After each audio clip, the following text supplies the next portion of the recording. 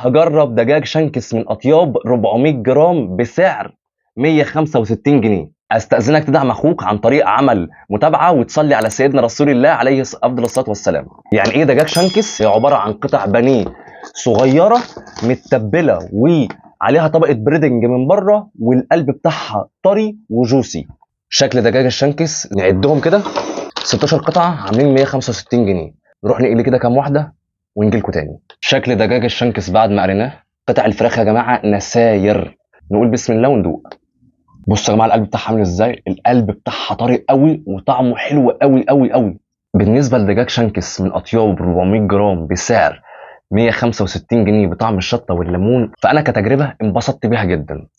اولا القلب من جوه طري وجوسي جدا، والطعم بتاعه حلو قوي.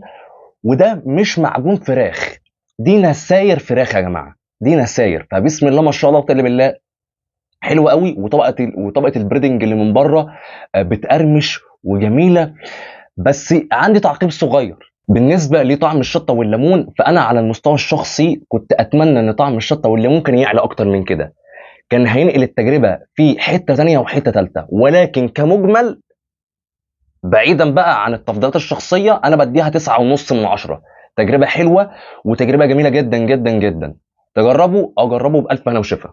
هجرب تاني حاجه معانا في الحلقه، هجرب دجاج شنكس من اطياب 400 جرام بطعم صوص البافالو وسعره 165 جنيه.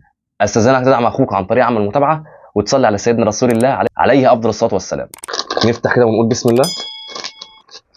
يا جماعه ريحه صوص البافالو ده ضربت في وشي والله.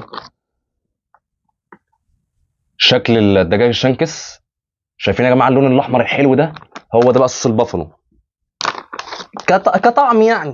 نعد بقى بسم الله، واحد ملوش تاني، 17 واحده. ماشي، نروح نقلي كده كام واحده ونرجع لكم تاني. شكل دجاج شنكس بعد ما قلناه اللي هو بطعم صوص البافالو. نفتح كده ونقول بسم الله. اوه، شايفين يا جماعه؟ دي كده نساير فراخ. القلب يا جماعه طري من جوه قوي، وطبقه البرينج من بره يعني جميله قوي. نقول بسم الله وندوق. يا جماعه المتعه دي يا جماعه حلوه قوي والله العظيم. صوص البافلو يا جماعه حلو قوي، و طبقه البريدنج من بره اكثر من رائعه. والقلب يا جماعه جوسي كده، عارف انت اللي هو ايه الجمال ده، ايه الجمال وايه الحلاوه دي والله.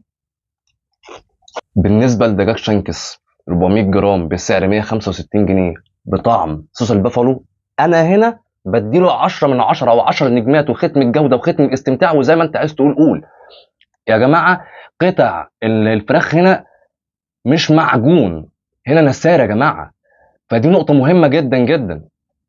اضافه وعلاوه ان القلب بتاع الفرخه جوسي وطعمه حلو قوي، وهتنبسط قوي قوي. وطبقه البريدنج من بره اكثر من رائعه.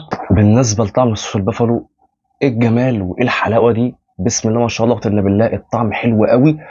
فكتقييم انا بديله 10 من 10 ولا غلطه يا جماعه والله. هتنبسط قوي قوي قوي وانت بتاكل. وبألف هنا وشفا.